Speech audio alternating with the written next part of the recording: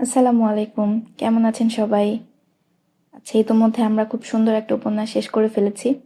তারপর আমি আপনাদের জন্য একটা পোল ক্রিয়েট করে দিয়েছিলাম আমার চ্যানেলে, যে যেই বইটা বেশি ভোট পাবে সেই বইটা, মানে সেই উপন্যাসের বইটা আমি পরবর্তীতে পড়া শুরু করব। তো সেখান থেকে সবচাইতে বেশি এখন পর্যন্ত এগিয়ে আছি ইশকে আতিশ, এই বইটি।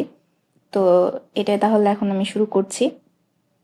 আর আপনাদেরকে আগে কোনো অ্যানাউন্সমেন্ট দিইনি। সারপ্রাইজিংলি এটা স্টার্ট করার একটা ইচ্ছা আছে, সেজন্য আপনাদেরকে কোনো অ্যানাউন্সমেন্ট দিইনি। তাহলে চলুন নতুন একটা উপন্যাস আবার শুরু করা যাক তরুর সাথে। ইশকে আতিশ, লিখেছেন সাদিয়া রাজপুত, অনুবাদ করেছেন সৈয়দা নাজিয়া। ইশকে আতিশ, পর্ব 1। আপনাদের সাথে রয়েছে আপনাদেরই ভালোবাসার তরু।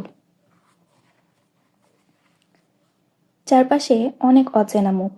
তাদের ভিড়ে ফুলের তোড়া হাতে দাঁড়িয়ে আছে তানিয়া। ঠিক তখনই কেউ ডেকে উঠল, তানিয়া! সে সঙ্গে সঙ্গে ঘুরে তাকিয়ে খুশিতে হাত নাড়ল, ফাইজা! তানিয়া এগিয়ে গিয়ে ফাইজাকে জড়িয়ে ধরল। তোমার ভাইয়ের দাম্পত্য জীবন সুখে কাটুক। ধন্যবাদ, হাসি মুখে বলল ফাইজা। চলো, তোমাকে আমার ভাবির সঙ্গে পরিচয় করিয়ে দিই। এই বলে ফাইজা তানিয়ার হাত ধরে স্টেজের দিকে গেল। তানিয়া ফাইজার ভাই ও নববধূরূপে সজ্জিত লাজুক মেয়েটিকে ফুলের তোড়া দিয়ে অভিনন্দন জানালো।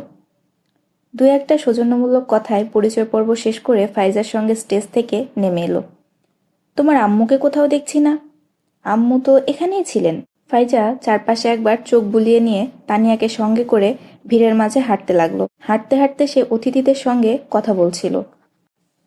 শোনো, তানিয়া হঠাৎ তাকে থামিয়ে দিল। কি? সে আসেনি? কে? কার কথা বলছো? ফাইজা মুচকি হেসে এমনভাবে বলল যেন সে বুঝতে পারছে না। তোমার কাজিন। তানিয়া একটু গম্ভীর গলায় বলল। আমার সব কাজিন তো এখানেই আছে। ফাইজা ঠাট্টা করে তানিয়ার কথা উড়িয়ে দিল। আমি সায়ানের কথা বলছি। শেষমেশ তানিয়া বিরক্ত হয়ে বলল, আচ্ছা, এই ব্যাপার। এ কথা বলতে না বলতেই তানিয়া ফাইজার হাতে চিমটি কাটল। এই, চিমটি দিচ্ছ কেন? হয়তো সে আসছে। পুলিশ ট্রেনিং শেষ হলেও পোস্টিং তো হয়নি এখনো। এমন মানুষের তো এখন শুধু দাওয়াত খাওয়ারই সময়। বাক্যটা শেষ করতে না করতেই ফাইজা এক পা পিছিয়ে গেল। ভাবল সায়ানের কথা তুললে এবার হয়তো তানিয়া সত্যিই চড় মেরে বসবে। তানিয়া ফাইজার দিকে তাকিয়ে উপেক্ষা করে বলল, আচ্ছা, একটা কথা বলো তো। কি? সায়ান তোমার কেমন কাজিন? আসলে সায়ানের আম্মু আমার আম্মুর কাজিন। আচ্ছা। মৃদু মাথা নেড়ে তানিয়া সামনে তাকালো। ডিনার স্যুট পরা লম্বা সুদর্শন এক যুবক দাঁড়িয়ে আছে। উত্তেজনায় সে ফাইজাকে ঝাঁকিয়ে বলল, সায়ান এসেছে। শুকর আলহামদুলিল্লাহ, না হলে তুমি আমায় বোধহয় মেরেই ফেলতে। বেশি কথা বলো না। সায়ান কাছে এসে জিজ্ঞেস করলো, এখানে কি হচ্ছে? তোমার আসার আনন্দে তানিয়া প্রায় আমার গলা টিপে ধরেছিল। ফাইজা হেসে বলল। সায়ান প্রথমে ফাইজার দিকে, তারপর তানিয়ার দিকে তাকালো। তানিয়ার হাত তখনও ফাইজার কাঁধে। সে তাড়াতাড়ি হাত সরিয়ে হালকা ধাক্কা দিয়ে বলল, আমার সামনে থেকে দূর হও। হ্যাঁ, যাচ্ছি। দুই কাবাবের মাঝে হাড্ডি হয়ে থাকলে নিজেরই ক্ষতি। হেসে চলে গেল ফাইজা। তবে যাওয়ার আগে ফাইজা বলে গেল, এখান থেকে নড়বে না, আমি আম্মুকে ডেকে আনছি। ফাইজা চলে যেতেই সায়ান হেসে বলল, তুমি কি সত্যিই ফাইজাকে মারছিলে? উফ, বাজে কথা বলো না। তুমি জানো না তার নাটক করার কত শখ? তানিয়া মুখ বাঁকা করে বলল। মৌনতার আবরণে ডুবে থাকার কিছুক্ষণ পর সায়ান আস্তে করে ডাকল, তানিয়া। তানিয়া ধীরে মাথা তুলে তাকালো সায়ানের দিকে। একটা কথা বলবো? বলো। কাঁধ ছোঁয়া চুল একপাশে সরিয়ে গম্ভীর মুখে তাকিয়ে রইল তানিয়া। সায়ান মুচকি হেসে বলল, এই প্রথম তোমায় এমন সাজে দেখছি। সত্যি অপূর্ব লাগছে। লজ্জায় তানিয়ার মুখ লাল হয়ে উঠল। সত্যি সে সবসময় খুব সাধারণ পোশাকে অভ্যস্ত। নিজের সাজগোজ নিয়ে তেমন ভাবেও না কখনো। কিন্তু আজ সব নিয়ম ভেঙে পড়েছে এমব্রয়ডারি করা শিফনের সালোয়ার কামিজ। কাঁধে দোপাট্টা, হালকা মেকআপ আর মানানসই গয়নায় সেজে এসেছে সে। এই সাজে একেবারে আলাদা লাগছে। আর আজ তার চুলগুলো খোলা। চেনা বিনুনির বাঁধন ছেড়ে হাওয়ায় ঢেউ খেলছে চুলগুলো। সায়ানের মুখোমুখি এমন প্রশংসায় তানিয়া এক মুহূর্তের জন্য লজ্জায় গুটিয়ে গেল। তবে হাসি চেপে রাখতে পারল না। চোখ টিপে বলল, এই কথা বলার জন্য এত আয়োজন? সায়ান হেসে মাথা নাড়ল। না, আরও কিছু বলার ছিল। তবে ভাবলাম আগে প্রশংসা দিয়ে শুরু করি। শুনেছি মেয়েরা নাকি নিজের প্রশংসা শুনতে ভালোবাসে। তখন যা বলা হয় তাতেই রাজি হয়ে যায়। তানিয়া ভ্রু কুঁচকে জিজ্ঞেস করল, তুমি কি রাজি করাতে চাও? সায়ান কিছুক্ষণ চুপ করে রইল। মনে হচ্ছিল ঠিক কোথা থেকে শুরু করবে সেটা ভাবছে। ধীরে ধীরে বলল, তানিয়া, জানি না কখন কিভাবে, কিন্তু অনেকদিন ধরে আমার মনে এক অনুভূতি বাসা বেঁধেছে। কখনো বলিনি, শুধু ভেবেছিলাম একটা উপযুক্ত সময় এলে বলবো। কয়েক মুহূর্তের নীরবতা গ্রাস করলো দুজনকে। মুহূর্তটা হয়তো ঠিক নয়, সায়ান ধীরে বলল, কিন্তু দেরি করার শক্তি আমার নেই। তানিয়ার দিকে আর চোখে তাকিয়ে দেখলো তানিয়াও একদৃষ্টে তাকিয়ে আছে সায়ানের চোখে। সায়ানের কণ্ঠে গাম্ভীর্য, কথায় মায়া মেশানো টান, আর চোখে একরকম উজ্জ্বল ভালো লাগার ছাপ। সব মিলিয়ে মুহূর্তটা যেন সম্মোহিত করে ফেলল তানিয়াকে। তার মনে হলো আজ সায়ান বলে ফেলবে সেই কথাটা, যা শোনার সে গত 3 বছর ধরে অপেক্ষা করছে। তানিয়া, আমি তোমাকে... এক্সকিউজ মি প্লিজ। আচমকা মায়াবী মুহূর্তের মোহ ভেঙে ফেলল ফাইজার তীক্ষ্ণ স্বরে। দুজনেই চমকে গেল। ফাইজা একজন বলিষ্ঠ ও অভিজাত ব্যক্তির হাত ধরে আসছিল। দূর থেকে চিৎকার করে বলল, আম্মু তো খুব ব্যস্ত, কিন্তু আমি বাবাকে নিয়ে এসেছি। তানিয়া, উনি আমার বাবা। তারপর বাবার দিকে ইশারা করে বলল, আর বাবা, এই যে আমার best friend Tania Faruqui, most eligible businessman mister Nurul Huda ফারুকীর মেয়ে। আমরা দুজন একসঙ্গে MBA করছি। ফাইজার কথায় তার বাবা হকচকিয়ে গেলেন। তুমি নুরুল হুদার মেয়ে? জি। নুরুল হুদা ফারুকী একজন বিখ্যাত মানুষ, আর তানিয়া যখনই কাউকে তার বাবার কথা বলতো তখনই সবাই অবাক হয়ে এই প্রশ্নটাই করত। তাই তানিয়া এবার খুব একটা গুরুত্ব দিল না। আপনি আমার আব্বুকে চেনেন? তাকে চেনে না এমন কেউ আছে নাকি? He is in the leading industry list of the country. গত সপ্তাহে বিজনেস ম্যাগাজিনে তার সাক্ষাৎকার প্রকাশিত হয়েছে। অসাধারণ ছিল। তিনি অনেকের অনুপ্রেরণা। MBA তো শেষ হলো, এখন কি করছো? বাবার প্রশংসা শুনে স্বাভাবিকভাবে তানিয়ার মনে আনন্দের জোয়ার বয়ে গেল। হাসি মুখে সে উত্তর দিল, বাবার অফিসে জয়েন করেছি। Very good. ঠিক আছে বাচ্চারা, আমাকে বাকি অতিথিদের সময় দিতে হবে, তোমরা এনজয় করো। মুচকি হেসে চলে গেলেন ফাইজার বাবা। তখনই তানিয়ার হঠাৎ সায়নের কথা মনে পড়ে গেল। সে দ্রুত চারপাশে দেখল, কিন্তু সায়ানকে কোথাও দেখা গেল না। কি হয়েছে? ফাইজা অস্থির তানিয়াকে জিজ্ঞেস করল। সায়ান তো এখানেই ছিল, হঠাৎ কোথায় গেল? আসলেই তো, হাওয়ায় মিলিয়ে গেল নাকি? ফাইজার কথা উপেক্ষা করে তানিয়া দ্রুত গেটের দিকে গেল। তার চোখ পড়ল সায়ানের দিকে, যে নিঃশব্দে হলের বাইরে বেরিয়ে যাচ্ছে। সায়ান, শোনো! সায়ান যেন শুনেও শুনল না, নির্বিকারভাবে বেরিয়ে গেল। তানিয়া তৎক্ষণাৎ তার পিছু নিল, কিন্তু বাইরে এসে দেখল সায়ান ইতোমধ্যে বাইকে উঠে দূরে মিলিয়ে গেছে। কিছু না বলেই চলে গেল। এই ভাবনাটা তানিয়ার মনে এক অদ্ভুত শূন্যতা ছড়িয়ে দিল। অনেকক্ষণ সে অন্ধকারে দাঁড়িয়ে রইল, একদম নিশ্চল। বারবার সায়ানের নম্বর ডায়াল করছে তানিয়া, কিন্তু ফোন বন্ধ। দরজায় টোকা পড়ল। বিরক্ত হয়ে সে বলল, আসো। আমি 2বার খাদিজাকে পাঠিয়েছি তোমাকে ডেকে আনতে। এসে অন্তত কিছু খেয়ে নাও তানিয়া, মা রাগী স্বরে বললেন। আপনি যান, আমি একটু পরে আসছি। গলায় বিরক্তির সুর নিয়েই উত্তর দিল তানিয়া। তার মনে এখন একটাই চিন্তা, সায়ান ফোন বন্ধ করে রেখেছে কেন?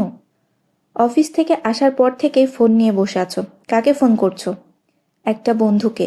বোকাটা 2 দিন ধরে ফোন বন্ধ করে রেখেছে, আর আমি তার চেয়েও বড় বোকা, বারবার ফোন দিয়েই যাচ্ছি। তানিয়ার ফোনের স্ক্রিন থেকে চোখ না সরিয়েই বলছিল। আবার সায়ানের নাম্বার ডায়াল করতে গেলে মা ফোন হাত থেকে কেড়ে নিয়ে টেবিলের উপর রেখে দিল। ফোন পরে করবে, এখন চলো, তোমার বাবা অপেক্ষা করছেন। বাবা এসেছেন? তানিয়া তৎক্ষণাৎ উঠে দাঁড়ালো। হ্যাঁ, আর তুমি 5 মিনিটের মধ্যে নিচে না এলে আমি তোমার বাবাকে পাঠাবো, কঠিন স্বরে বলে মা রুম থেকে বেরিয়ে গেলেন। তানিয়া দ্রুত হাত মুখ ধুয়ে চুল বেঁধে ডাইনিং রুমে চলে এলো। চেয়ার টেনে বসতে বসতে বলল, কিছু হয়েছে বাবা? আজ আপনি এত তাড়াতাড়ি ফিরলেন যে? নুরুল হুদা গম্ভীর স্বরে বললেন, কিছু হয়নি মা, আসলে আজ ঘড়িটা আমাকে ফাঁকি দিয়েছে, না হলে আমি তো 12টার পরেই ফিরতাম। ঘড়িটা বোধহয় বন্ধ হয়ে গেছে। হাত ঘড়িটায় টোকা দিতে লাগলেন, যেন সত্যি বন্ধ হয়ে গেছে। খাবার পরিবেশন করতে থাকা মরিয়ম ফারুকী স্বামীর রসিকতা বুঝতে পেরে কপট রাগে বললেন, কেন, রাত 12টার আগে বাসায় ফেরা নিষেধ? তানিয়া হাসতে গিয়ে মুখ চেপে ধরল, যেন জোরে শব্দ না হয়। বাবা একই রকম গাম্ভীর্য বজায় রেখে বললেন, না, তবে 12টার পর আসারও তো কোনো নিষেধাজ্ঞা নেই। এবার তানিয়ার হাসি আর বাদ মানল না। মা বিরক্ত হয়ে চিৎকার করলেন, বাহাদুর, এখনো পর্যন্ত টেবিলে পানি আসেনি। মায়ের রাগ বুঝে তানিয়া দ্রুত বলল, বাবা, এখন সবচেয়ে ভালো হবে চুপচাপ খেয়ে নেওয়া, না হলে মায়ের দুর্দান্ত ধমক খেয়েই পেট ভরাতে হবে। বাবা মুচকি হেসে বললেন, আমার মা ঠিক বলেছে, কিন্তু ব্যাপারটা হলো তোমার মা পছন্দ করে আমাকে বকা দিতে, আর আমি তার বকা শুনতে। নুরুল হুদা খাবার ঠান্ডা হয়ে যাচ্ছে। হালকা ধমকের ভঙ্গিতে কথা বলায় নুরুল হুদা আজ্ঞাবহ ভঙ্গিতে সামনে রাখা প্লেটের খাবার খেতে শুরু করলেন। তোমার সাহেবজাদারা কোথায়? দেখছি না। আর কোথায়? ওই যে। মরিয়ম সামনে থাকা টেলিভিশনের দিকে ইশারা করলেন, যেখানে পাকিস্তান ভারত ক্রিকেট ম্যাচ সরাসরি সম্প্রচার করা হচ্ছিল। নুরুল হুদা আর তানিয়া একসাথে টিভির দিকে তাকালো। তানিয়া বিস্ময়ে বলল, টিভির ভেতরে? টিভির ভেতরে না, স্টেডিয়ামে বন্ধুদের সঙ্গে খেলা দেখতে গেছে। উত্তর দিতে দিতে মরিয়ম তানিয়ার খালি প্লেটে তরকারি তুলে দিলেন। দাদা যেন গেছেন? না, বাবা ঘরেই আছেন। আজ আবার ডিপ্রেশনের ঝাঁকুনি উঠেছে। সকাল থেকে দরজা বন্ধ করে বসে আছেন। কতবার নক করেছি, কিন্তু কোনো কথা বলছেন না।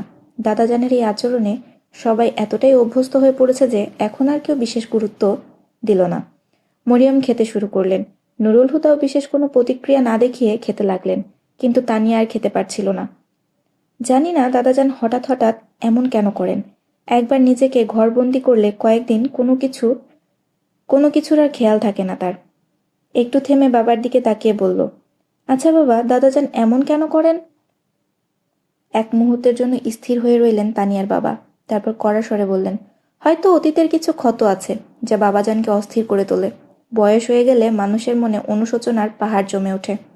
তানিয়ার কাছে বাবার কথার ভঙ্গিমা অসহ্য লাগলো। সে চুপচাপ উঠে দাঁড়ালো। আমি দাদাজানকে নিয়ে আসি। সকাল থেকে উনি কিছু খাননি। কারোর দিকে না তাকিয়ে দ্রুত সেখান থেকে চলে গেল।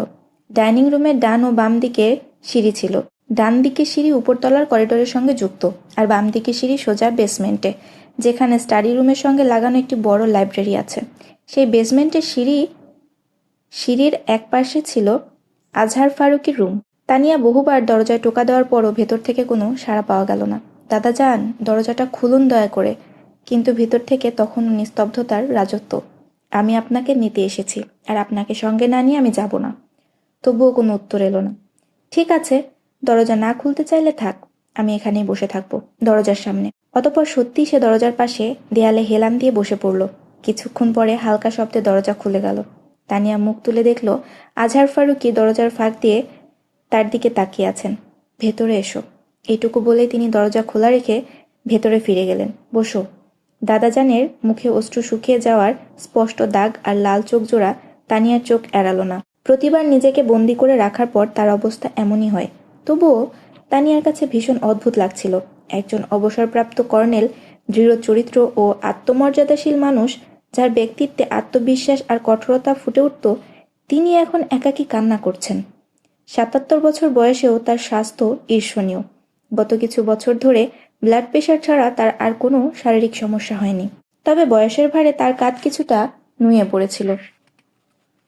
ব্যক্তিত্ব ও আত্মমর্যাদার ঔজ্জ্বল্য ধরে রাখা মানুষটাকে তানিয়া সবসময় নরম স্বভাবের মানুষ হিসেবেই জেনে এসেছে। তার কড়া ভারী কণ্ঠ তানিয়ার কাছে কোমল ফিসফাস। অতীতের এক বিষণ্ণতার কিছুটা স্থায়ী ছাপ দাদাজানের চেহারায় স্পষ্ট ছিল। তবুও তানিয়া সবসময় তাকে পাহাড়ের মতো অটল থাকতে দেখেছে। কিন্তু আজ দাদাজানের এই রূপ দেখে তানিয়ার চোখে পানি চলে এসেছে। আজহার ফারুকী ধীরে ধীরে হেঁটে চলে এলেন ফায়ারপ্লেসের পাশে রাখা চেয়ার আর টেবিলের দিকে। সেখানে খোলা অবস্থায় পড়ে থাকা লাল কভারের ডায়েরিটি হাতে তুলে নিলেন, আর ঠিক তেমনি শান্ত ভঙ্গিতে হাঁটতে হাঁটতে চলে গেলেন স্টাডি টেবিলের দিকে। ডায়েরিটি টেবিলের ড্রয়ারে রেখে তালাবদ্ধ করে চাবিটি হাতে নিয়ে বললেন, আমি একটু ফ্রেশ হয়ে আসছি। তানিয়া অন্যমনস্কভাবে এদিক ওদিক তাকাতে লাগলো। তারপর থুতনির নিচে হাত রেখে ফায়ারপ্লেসের উপরে ঝুলানো ছবিটার দিকে তাকিয়ে রইল। কিছুক্ষণ পর আজহার ফারুকী বাথরুম থেকে বেরিয়ে এলেন। চলো উঠি। তানিয়ার সাথে সাথে উঠে দাঁড়ালো। তারা একসঙ্গে ডাইনিং রুমে ঢুকতেই নুরুল হুদার মুখে খাবার তোলার জন্য বাড়ানো হাত থেমে গেল। ধরে থাকা কাঁটা চামচ প্লেটে রেখে অদ্ভুত এক দৃষ্টিতে আজহার ফারুকের দিকে তাকিয়ে রইলেন। তানিয়া দাদাজানকে চেয়ারে বসাতে গিয়ে বাবার দিকে তাকিয়ে থমকে গেল। নুরুল হুদাও তানিয়া সে দৃষ্টি টের পেয়ে চোখ নিচু করে প্লেট থেকে খাবার তুলে মুখে দিলেন, কিন্তু সেটা গিলতে গিয়ে তাকে পানি পান করতে হলো। তানিয়া আজহার ফারুকের প্লেটে খাবার তুলে দিতে দিতে বিজয়ী সুরে মাকে বলল, দেখলেন তো মা, আমি বললেই দাদাজান সঙ্গে সঙ্গে চলে আসেন। দাদাজান কখনো আমার কথা ফেলতে পারেন না। কিন্তু যার কথা শোনা উচিত ছিল তার কথা কোনোদিন শুনলেন না। নুরুল হুদার তিক্ত কণ্ঠে বলা কথাটি মা মেয়ে দুজনেই শুনল। তবে এই বাড়ির অলিখিত নিয়ম হলো এই বাবা ছেলের বিষয়ে কেউ কখনো কথা বলবে না। আজহার ফারুকের হাতে ধরা পানির গ্লাসটা কেঁপে উঠে কিছুটা পানি ছলকে পড়ল। তানিয়া তৎক্ষণাৎ গ্লাস আজহার ফারুকির ঠোঁটের কাছে এনে ধরল। আজহার ফারুকের চোখ অশ্রুতে ভরে উঠল। খাওয়া দাওয়ার পর নিজের রুমে এসে তানিয়ার আবার সায়ানের কথা মনে পড়ে গেল। বিছানায় শুয়ে পড়ে সে সায়ানকে কল করলো, কিন্তু আগের মতোই ফোন বন্ধ। ব্যাস, অনেক হয়েছে, আর একটাও কল করব না, মনে মনে প্রতিজ্ঞা করলো তানিয়া। রাগে মোবাইলটা বালিশের উপর ছুঁড়ে ফেলে পাশ ফিরল। কিন্তু সকালে অভিমান ভুলে সে আবারও সায়ানের নাম্বারে কল করতে লাগলো। ফাইজা, প্লিজ মজা করো না, আমি টেনশনে মরে যাচ্ছি। আগে তো ফোন বন্ধ ছিল, এখন কল যাচ্ছে ঠিক, কিন্তু রিসিভ করছে না। তুমি সামান্য ব্যাপারেও খুব বেশি চিন্তা করো তানিয়া। ফাইজা তানিয়ার কথাকে একদম গুরুত্ব দিল না। এটা সামান্য ব্যাপার নয়। তানিয়া ক্ষিপ্ত হয়ে উঠল। গত 2 সপ্তাহ ধরে আমি পাগলের মতো তাকে কল করে যাচ্ছি, আর সে রেসপন্স করছে না। এটা সামান্য? হতে পারে ব্যস্ত। ফাইজা শান্ত করার চেষ্টা করলো তানিয়াকে, কিন্তু তানিয়া আরো ক্ষুব্ধ হয়ে বলল, কি এমন ব্যস্ততা এসপি সাহেবের 1 মিনিট সময়ও নেই ফোন ধরার? এবার ফাইজাও বিরক্ত হয়ে বলল, উফ, তোমার সুই যেন এক জায়গায় আটকে গেছে, ফোন রাখো এখন। আমার বস সব কাজ ফেলে পেঁচার মতো আমাকে দেখছেন। আমার চাকরি যাবে যদি তুমি কল না কাটো। এত নাটক করতে হবে না, আমিও তো অফিসে বসে আছি। তোমার অফিসের বস তোমার বাবা। ঠিক আছে, এক কাজ করো তো, আমাকে শাহানের বাসার নাম্বারটা দাও, তারপর ফোন রাখছি। বাসার নাম্বার কেন? তানিয়া দাঁত চেপে বলল, আমার কল তো রিসিভ করছে না, বাসারটা অন্তত করবে। হ্যাঁ, কিন্তু আমার কাছে শাহানের বাসার নাম্বার নেই। হোয়াট? তানিয়া রাগে চেঁচিয়ে উঠল। শাহান তোমার কাজিন, আর তোমার কাছে ওর বাসার নাম্বার নেই? আছে, কিন্তু পুরনো নম্বরটা। নতুনটা আছে কিনা জানি না, হয়তো মায়ের ডায়েরিতে লেখা আছে। ঠিক আছে, বাসায় গিয়ে খুঁজে আমাকে দেবে, বুঝেছ? আচ্ছা আচ্ছা, দিব, এখন ফোন রাখো, বাই। ওকে। তানিয়া ফোন রেখে ভ্যাকসিনেশন স্টেটমেন্ট পড়ায় মনোযোগ দিল। হঠাৎ দরজায় কেউ কড়া নাড়ল। কামিং। পেপার থেকে মাথা না তুলেই বলল তানিয়া। কেউ ভিতরে ঢুকে দরজা বন্ধ করলো। তানিয়ার দৃষ্টি আকর্ষণের অপেক্ষায় দাঁড়িয়ে আছে। তানিয়া কারো উপস্থিতি টের পেল, কিন্তু কোনো সারা শব্দ না আসায় সে অবশেষে দরজার দিকে তাকালো। প্রায় 17-18 বছরের একটি ছেলে, গায়ের রং ফর্সা, বেশ লম্বা, কিন্তু একটু রোগাকরণ, ধূসর রঙের প্যান্ট আর শার্ট পরা ছেলেটি বুকের ওপর হাত ভাঁজ করে তানিয়ার দিকে তাকিয়ে আছে। তানিয়া তাকাতেই ছেলেটির লম্বা পায়ে তানিয়ার দিকে এগিয়ে এলো। এক হাত টেবিলে রেখে হালকা ঝুঁকে বলল, আপনাকে এখনই আমাদের সঙ্গে যেতে হবে। তানিয়া মৃদু হেসে উঠল। এক হাত থুতনির নিচে রেখে টেবিলের উপর সামান্য ঝুঁকে তানিয়া ছেলেটির ভঙ্গিতে জবাব দিল, আর যদি না যাই? তাহলে আমি আপনাকে কাঁধে তুলে নিয়ে যাব। সত্যি? তানিয়া একটুও ভীত না হয়ে স্বাভাবিক কণ্ঠে বলল, চেষ্টা করে দেখব। ছেলেটির আত্মবিশ্বাস এতটুকুও কমেনি। বেশ। তানিয়া চেয়ারের পেছনে হেলান দিয়ে মুচকে হাসল। উঠিয়ে নিয়ে যাও। ছেলেটির মুখ থেকে হাসি মিলিয়ে গেল। সে চোখ সরু করে তানিয়ার দিকে তাকিয়ে থাকলো। তারপর মাথা ঝাঁকিয়ে সোজা হয়ে দাঁড়ালো। দরজার দিকে ফিরে গিয়ে উচ্চ স্বরে বলল, নম্বর 2। সাথে সাথে দরজাটা খুলে গেল। তার বয়সী, প্রায় একই ধরনের, কিছুটা গোড়ামি ফুটে থাকা গায়ের রঙের আরেকটা ছেলে দরজার পাশে কার্পেটে হুমড়ি খেয়ে মেঝেতে পড়ে গেল। সে নিজের সানগ্লাস তুলে নিল, হাঁটুতে লেগে থাকা ধুলো ঝেড়ে হাঁটু ভাঁজ করে উঠে দাঁড়ালো। তারপর চিৎকার করে বলল, উমাইর, তোকে কতবার বলেছি আমাকে নাম্বার 2 বলে ডাকবি না। উমাইর তখন চোখ বড় করে মূর্তির মতো দাঁড়িয়ে আছে। এখন আবার স্ট্যাচু হয়ে দাঁড়িয়ে আছিস কেন? উজাইর বিরক্ত হয়ে বলল। তারপর নিজেই পেছন ফিরে তাকালো। সঙ্গে সঙ্গে বুঝতে পারল কেন সে মাটিতে পড়ে গিয়েছিল, কেন সে মাটিতে গড়িয়ে পড়েছিল। আমি শেষ। তার মুখ থেকে স্বতঃস্ফূর্তভাবে বেরিয়ে এলো। উমাইর পেছন থেকে তার কাঁধে ঠক করে হাত মেরে বলল, পালা উজাইর। দুজনে দৌড়ে এসে তানিয়ার চেয়ারের পেছনে লুকিয়ে পড়ল। তানিয়া তখন 2 হাত মুখে চাপা দিয়ে হাসি থামানোর ব্যর্থ চেষ্টা করছে। বাইরে বেরিয়ে এসো তোমরা দুজন। দরজার হ্যান্ডেলে হাত রেখে দাঁড়ানো নুরুল হুদা কঠোর স্বরে বললেন। উজাইর আর উমাইর ধীর পায়ে সামনে এলো। মুখগুলো যেন মলিন চাঁদের মতো ঝলমল করছিল। এই দুজনকে গাড়ির পার্কিংয়ে দেখে বুঝেছিলাম ওরা সোজা তোমার কাছে আসবে। উমাইর তো ভেতরে ঢুকে পড়েছিল, কিন্তু তুমি তো জানো উজাইর কি করছিল। সে হাঁটু গেড়ে বসে কি হোল দিয়ে তোমার রুমে উঁকি মারছিল। যদিও তানিয়া জানতো বাবার এই রাগটা আসলে অভিনয়, তবুও ভাইদের চেহারা চুপসে যেতে দেখে বলল, বাদ দিন না বাবা, ওরা তো বাচ্চা। কিন্তু ছেলেদের বিপদে পড়া অবস্থা এতটা উপভোগ্য ছিল যে নুরুল হুদা আরও টান টান করে কড়া গলায় বললেন, আগে জিজ্ঞাসা করো এরা এখানে কি কাণ্ড করতে এসেছে? উজাইর সাথে সাথে বলল, আমরা কোনো কাণ্ড করতে আসিনি, আমরা তো আপুর সঙ্গে দেখা করতে এসেছিলাম। সকালে নাস্তার সময় আপুর সঙ্গে দেখা হয়নি, এই কারণে মনটা বড় অস্থির হয়েছিল।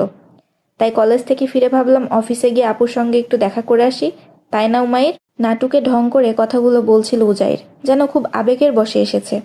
এই নাটকীয় আবেগের সহায়তায় সে উমাইরের দিকে তাকিয়ে সাহায্য চাইল, আর উমাইরও যেন ঠিক অভিনয়ের ট্রেনিং নিয়ে এসেছে। সঙ্গে সঙ্গে গম্ভীর মুখে মাথা নেড়ে বলল, বাবা, এই 2 নাম্বার একদম সত্যি বলেছে। উজাইর গর্জে উঠল, আবার আমাকে 2 নাম্বার বললি? তুই আমার চেয়ে পুরো 15 মিনিটের ছোট, মানে তুই তো 2 নম্বরই হচ্ছিস। প্রত্যুত্তরে উজাইরের হ্যাঁ বলার ধরন এমন ভাবগম্ভীর ছিল যেন এই তথ্য আজই প্রথম তার জ্ঞানে এসেছে এবং সে খুব গভীরভাবে উপলব্ধি করেছে। তোমরা আবার শুরু করলে? নুরুল হুদা বিরক্ত হয়ে তানিয়ার দিকে তাকালেন। এরা যদি 5 মিনিট এখানে থাকে পুরো অফিসে ঝড় বয়ে যাবে, আর তোমাকে না নিয়ে এরা যাবে না। তুমি যাও, তোমার কাজ তারেক দেখে নিবে। তানিয়া মাথা নাড়ল। ঠিক আছে বাবা। উমাইর তৎক্ষণাৎ এগিয়ে এসে বলল, আমরা শুধু আপুকে নিতে আসিনি, আপনিও আমাদের সঙ্গে চলুন। নুরুল হুদা এক মুহূর্ত চুপ করে থেকে প্রশ্ন করলেন, কেন? সব ঠিক আছে তো? আজ দাদাজানের জন্মদিন, আপনি তো সবসময় ভুলে যান, তাই এবার আমরা আপনাকে নিয়ে যেতে এসেছি, চলুন বাবা। উজাইর তার কাছে গিয়ে হাত ধরে উচ্ছ্বসিত কণ্ঠে বলল, সরি আমার জান, আমি এবারও যেতে পারবো না। এক মুহূর্তে নুরুল হুদার মুখের অভিব্যক্তি কেমন কঠিন হয়ে উঠল। উমাইরের খুব খারাপ লাগলো। কেন? উজাইর জিজ্ঞেস করলো। আমার আজ ফরেন ডেলিগেশনের সঙ্গে একটা গুরুত্বপূর্ণ মিটিং আছে, আমি কিভাবে যাব? উজাইর বাচ্চাদের মতো ঠোঁট ফুলিয়ে বলল, তাহলে মিটিংটা ক্যান্সেল করে দিন। বাবা নিজেও শিশুসুলভ ঢঙে ছেলেকে বললেন, বোঝার চেষ্টা করো, এমন মিটিং ক্যান্সেল করা যায় না। তাহলে আপনি আজকের দিনে মিটিং রাখলেন কেন? আপনি জানেন না 29 নভেম্বর দাদাজানের জন্মদিন? নুরুল হুদা তাকে বোঝানোর আগে তানিয়া শান্ত গলায় বলল, থাক উজাইর, যেতে হবে না। বাবা আজ আসবেন না, মিটিংটা সত্যিই গুরুত্বপূর্ণ। নুরুল হুদা তানিয়ার কথা শুনে চমকে তাকালেন, কারণ তানিয়া জানে ফরেন ডেলিগেশন গতকাল চলে গেছে। এই মিথ্যেটা তিনি বলেছিলেন মুখ বাঁচাতে। তিনি তানিয়ার চেহারার দিকে তাকিয়ে বুঝে গেলেন তানিয়া যা কিছু বলছে তা কেবল তার মান রাখার জন্য নয়, বরং তাকে ভুল বোঝানোর জন্যই বলছে। তানিয়া বুঝতে পারছিল সে যা বলছে তার বাবার হৃদয়ে গিয়ে লেগেছে। বাবার চেহারাতে একটা অপ্রস্তুত লজ্জিত ভাব ফুটে উঠেছিল। এটা প্রথমবার নয়, এর আগেও এমন হয়েছে। তানিয়া চোখের ইশারায় উজাইর ও উমাইরকে বেরিয়ে যাওয়ার সংকেত দিল, আর নিজে ছোট ছোট পা ফেলে এগিয়ে গিয়ে বাবার সামনে দাঁড়িয়ে বললেন, আপনি আসলে কখনো দাদাজানের জন্মদিন ভুলে যান না, তাই না বাবা? নুরুল হুদা কোনো উত্তর না দিয়ে নীরবে সেখান থেকে চলে গেলেন। হাই ক্লাসের অন্যান্য মহিলাদের মতো মরিয়ম ফারুকিরও ছিল সামাজিক কাজের প্রতি গভীর আগ্রহ। ওয়ার্কশপ, ক্লাব মিটিং বা সম্মেলন সবকিছুতেই তিনি ছিলেন সক্রিয়। তবে অগ্রাধিকারের প্রশ্নে তার সন্তানরাই সবসময় শীর্ষে থাকত। মা হিসেবে তাদের প্রতি ভালোবাসা ছিল অকৃত্রিম। সেদিনও ক্লাবের একটা জরুরি সভা ছিল, সবাই উপস্থিত, কিন্তু মরিয়ম ফারুকী নরম সুরে ক্ষমা চেয়ে দ্রুত বেরিয়ে এলেন, কারণ তার মনে ছিল একটি ভাবনা, ঘরে ফিরে সন্তানদের সঙ্গে কিছু সময় কাটানো। কাসরে ফারুকিতে পৌঁছে যেন তার চক্ষু চড়ক গাছ হয়ে গেল। লনের পাশে গুচ্ছ গুচ্ছ নীল বেলুন বাঁধা, প্রতিটি বেলুনে বড় অক্ষরে লেখা, হ্যাপি বার্থডে দাদাজান। বারান্দার পিলারেও ঝুলছে রঙিন বেলুন। বসার ঘরে ভারী আসবাবপত্র এক কোণে সরিয়ে মাঝখানে রাখা হয়েছে উঁচু পিঠুয়ালা একটি চেয়ার।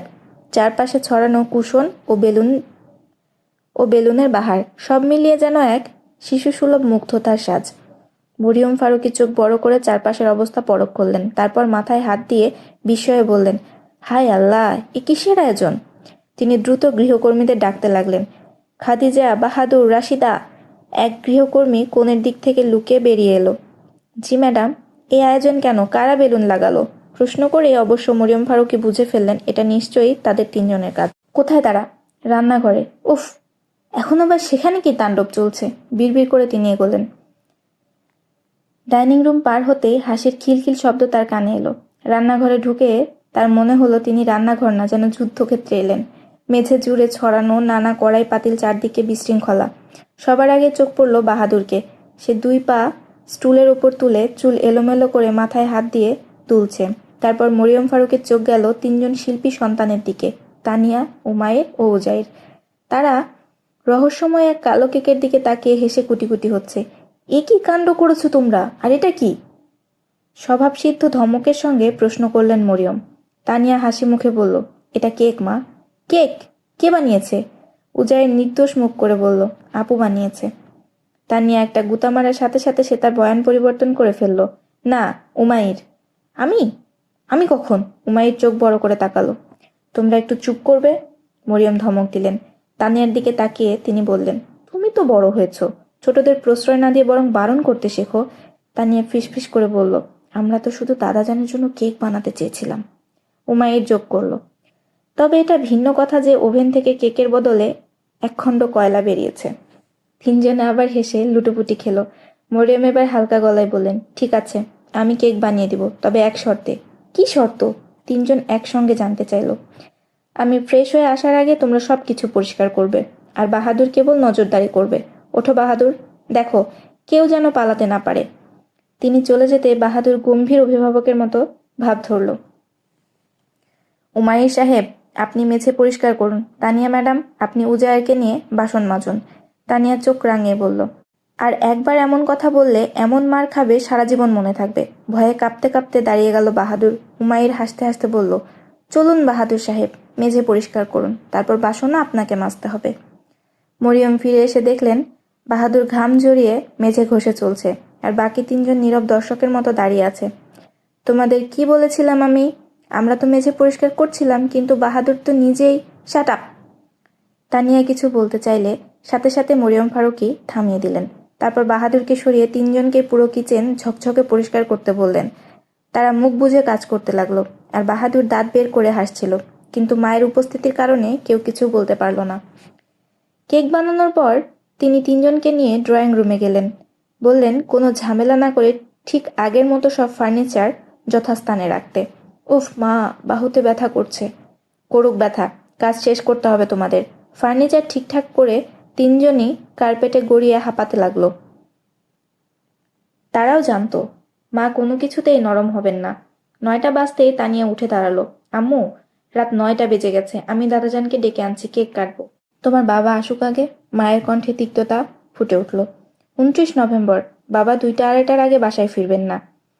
কিন্তু দাদাজান বারবার খোঁজ করেন। সে ধীর কণ্ঠে বলে চুপ হয়ে গেল। ঠিক আছে, কেক কাটবো না, কিন্তু রাতের খাবার তো খেতে পারি।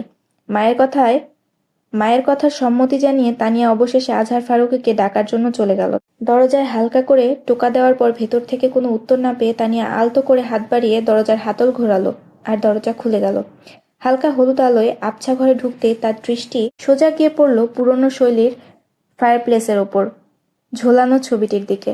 আজও সেই ছবি দেখে মনে হলো যেন প্রাণ আছে তার ভেতর। আজহার ফারুকী ফায়ারপ্লেসের সামনে রকিং চেয়ারে চোখ বন্ধ করে আধশোয়া অবস্থায় ছিলেন। একটা লাল ডায়েরি তার বুকের ওপর রাখা ছিল, আর তার পাশে কোলে সোনালি ফ্রেমের চশমা হাতে নিস্তেজভাবে পড়েছিল।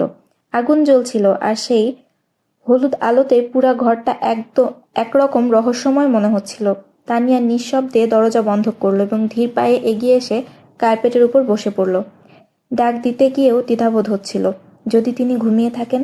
তারপর একটু সাহস করে হাঁটুর উপর হাত রাখল। আজহার ফারুকী চমকে উঠলেন, যেন সেই স্পর্শ খুব চিরচেনা। তারপর চোখ খুললেন, কিন্তু কিছুই দেখতে পাচ্ছিলেন না। তানিয়া কিছু বলছিল, কিন্তু তার কানে কোনো শব্দ পৌঁছাচ্ছিল না।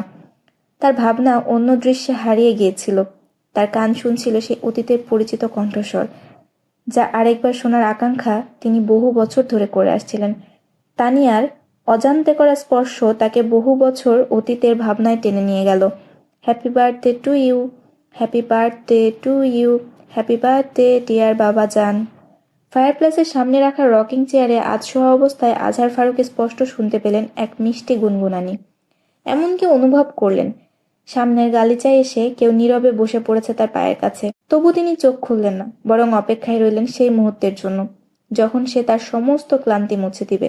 ঠিক তখন খুব আলতো করে মেয়েটি হাত রাখল দাদাজানের হাঁটুতে।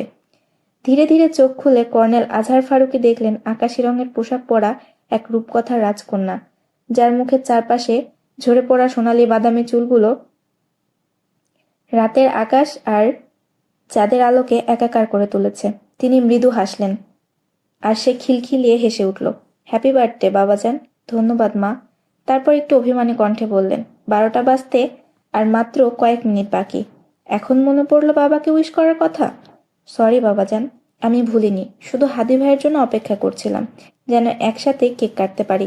বলতেই সে টেবিলের দিকে সরে দাঁড়ালো এবং কেকের উপরে থাকা মোমবাতি জ্বালানোর জন্য ম্যাচ বক্স তুলল। নুরুল হুদা এখনো আসেনি? না। তাহলে আসুক আগে। ম্যাচ বক্স হাতে থমকে গেল। বাবাজান, আর মাত্র কয়েক মিনিট আছে, জন্মদিনের কেক 12টাতেই কাটতে হয়, একটু অপেক্ষা করলে তো ক্ষতি হবে না। কথা বলে তিনি উঠে জানালার পাশে রাখা স্টাডি টেবিল থেকে বইয়ের গাথা থেকে একটা বই তুলে পাতাগুলো উল্টাতে লাগলেন। আর মেয়েটি চুপ হয়ে গেল।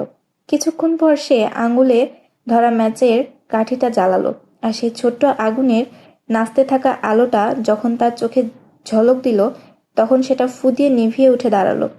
সাথে টেবিল থেকে কেকের প্লেটটাও তুলে নিল। হঠাৎ করেই বাইরে থেকে গাড়ির হর্নের জোরে আওয়াজ এলো। হাদি ভাই এসে গেছেন বলেই সে কেকের প্লেটটা আবার নামিয়ে রেখে বাইরে দৌড় দিল। দৌড়াতে দৌড়াতে লাউজ পার হয়ে এন্ট্রি দরজার দিকে ছুটে গেল। ঠিক তখনই নুরুল হুদা দরজা খুলে ভেতরে ঢুকছিলেন, আর সোজা তার সামনে থেকে আসা মেয়েটার সাথে ধাক্কা খেয়ে গেলেন। আর তারা দুজন একসাথে পড়ে যাওয়ার মুহূর্তে নুরুল হুদা নিজেকে সামলে সাথে মেয়েটিকেও ধরে ফেললেন। আরে সাবধানে, পড়ে যাবে তো। মেয়েটিকে একটু দূরে সরিয়ে তিনি বললেন, বাই দ্য ওয়ে, তোমার যদি অলিম্পিকে দৌড় প্রতিযোগিতায় অংশগ্রহণ করার পরিকল্পনা থাকে আমাকে বলতে পারো। মেয়েটাকে লজ্জায় ফেলে দিয়ে লাউজের সিঁড়ির দিকে এগিয়ে যাচ্ছিলেন, কিন্তু মেয়েটি বলে উঠল, হাদি ভাই কোথায় যাচ্ছেন? আমার রুমে। তিনি পিছন ফিরে বললেন, জি না, আপনি এখন আমার সাথে যাবেন। সে নুরুল হুদার বাহু ছুঁয়ে বলল, এখন কি তোমার আবার আউটিংয়ের প্ল্যান আছে নাকি? তিনি ঘাবড়ে গিয়ে জানতে চাইলেন। যদিও তিনি খুব ক্লান্ত ছিলেন এবং তৎক্ষণাৎ ঘুমাতে যেতে চেয়েছিলেন, তবুও কণ্ঠে বিরক্তির লেশমাত্র ছিল না, বরং ছিল সেই নরম সুর, যাই মেয়েটির জন্য বরাদ্দ থাকতো সবসময়। না ভাই, বাবাজানের কাছে যেতে বলছি, তিনি কতক্ষণ ধরে আপনার জন্য অপেক্ষা করছেন। বাবাজান এখনো জেগে আছেন? তিনি অবাক হয়ে বললেন, তাহলে তো আজ দেরি করে আসার জন্য নিশ্চিত বকা খাবো। বকলে ভালো হতো, কিন্তু বাবাজান আজ আপনাকে বকবেন না। বাবাজান তো অপেক্ষায় বসে আছেন, আপনাকে নিয়ে কেক কাটবে তাই। আরে হ্যাঁ, আজ তো 29 নভেম্বর। নুরুল হুদা আচমকা মনে করতে পেরে কপালে হাত ঠেকালেন।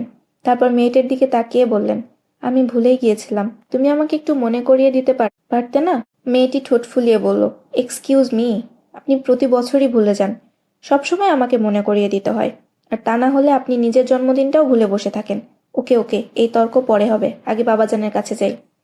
বলে তিনি মেয়েটির কাঁধে হাত রেখে বাবাজানের রুমের দিকে এগিয়ে গেলেন। বাবাজান হাসি মুখে তাকে দেখে বললেন, এসো বরখুরদার, কতক্ষণ ধরে তোমার জন্য অপেক্ষায় আছি। Happy birthday. নুরুল হুদা পরনের ব্লেজারটা বিছানায় ছুঁড়ে ফেলে বাবাজানকে জড়িয়ে ধরলেন। সরি বাবাজান, এবার আমি সত্যি ভুলে গিয়েছিলাম। চলো আমরা এবার কেক কাটবো। ওখানে কেন দাঁড়িয়ে আছো? এখানে আসো। আজহার ফারুকী মেয়েটিকে ডাকলেন। সে এসে আজহার ফারুকের পাশে বসে পড়ল। দাদাজান, কেক কাটুন। বাবাজান, বাচ্চারা অপেক্ষা করছে আপনার কেক কাটার জন্য। ভাবনার ঘর থেকে উঠে এবার আজহার ফারুকী চারপাশ ভালো করে তাকালেন। তানিয়া চুরি হাতে তার পাশে বসে আছে, অন্যদিকে মরিয়ম, আর সামনের দিকে উমাইর আর উজাইর। চারপাশে তাকিয়ে তিনি বললেন, নুরুল হুদা আসেনি? না, বাবার দেরি হবে, 12টা বাজতে চলেছে দাদাজান, কেক কেটে ফেলুন। আর হ্যাঁ, জন্মদিনের কেক 12টাতেই কাটতে হয়। তানিয়ার কথা শুনে বহু বছর আগের কথা মনে পড়ে গেল, আর ভাঙা ভাঙা স্বরে তার ঠোঁট দিয়ে বেরিয়ে এলো, ইয়াদে মাজি আজাব হ্যাঁ ইয়া রাব, সিন লে মুঝসে হাফিজা মেরা। অসহ্য কষ্টতব অতীতের স্মরণ, ছিনিয়ে নাও মোর স্মৃতিকথন। রবিবার সকাল। ফাইজা কিছুক্ষণ আগে ঘুম থেকে উঠেছে। বিছানায় নাস্তা সেরে উঠতেই গৃহকর্মী এসে জানালো তানিয়া এসেছে। ফাইজা তখন তড়িঘড়ি করে ড্রয়িং রুমে এলো। আমাকে সায়ানের বাসায় নিয়ে চলো। সালাম দেওয়ার পর এটাই তানিয়ার প্রথম বাক্য। ফাইজা থতমত খেয়ে গেলেও নিজেকে সামলে বলল, আগে বসো, চা আসছে। তানিয়া ফাইজার হাত চেপে ধরে ধরে বলল, ফাইজা, আমাকে সায়ানের সঙ্গে দেখা করতে হবে, এখনই, এই মুহূর্তে। ফাইজা গভীর শ্বাস নিল। তানিয়া ফাইজার উদ্বিগ্ন চেহারার দিকে তাকিয়ে বলল, কি হয়েছে? আসলে তানিয়া, সায়ান এখন করাচিতে নেই। একটু থেমে আবার বলল, তার বদলি হয়ে গেছে, 3 দিন আগে সাক্কার চলে গেছে। তানিয়ার কাছে খবরটা এতটাই অপ্রত্যাশিত ছিল যে সে স্তব্ধ হয়ে রইল বহুক্ষণ। অনেকক্ষণ পর ফিসফিসিয়ে বলল, সে আমার সঙ্গে দেখা না করেই চলে গেল? আর তুমিও আমাকে কিছু জানাওনি? ফাইজা দ্রুত উত্তর দিল, আমার কিছু করার ছিল না, জাওয়াদের এঙ্গেজমেন্ট এর পরের দিন বদলির আদেশ আসে। শায়ান আমাকে নিষেধ করেছিল যেন তোমাকে কিছু না বলি। ফাইজা মাথা নামিয়ে বলল। আমি শায়ানকে বললাম তুমি তার সাথে কথা বলার জন্য পাগল হয়ে আছো। তখন শায়ান বলল তোমার সাথে নাকি কথা বলতে পারবে না। জানি না কেন এমনটা বলল, কিন্তু আমার কাছে শায়ানের কণ্ঠ অনেক উদাসীন মনে হচ্ছিল। ফাইজা চুপ হওয়ার পর তানিয়া বলল, কথা বলতে পারবে না? কিন্তু কেন? এমন তো কিছু হয়নি যে সে আমার সাথে কথা বলা বন্ধ করে দেবে। তুমি জানতে চাওনি সে এমন কেন করছে?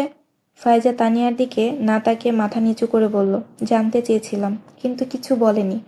তো আমি ভাবলাম তোমাদের মধ্যে হয়তো কোনো মনোমালিন্য হয়েছে।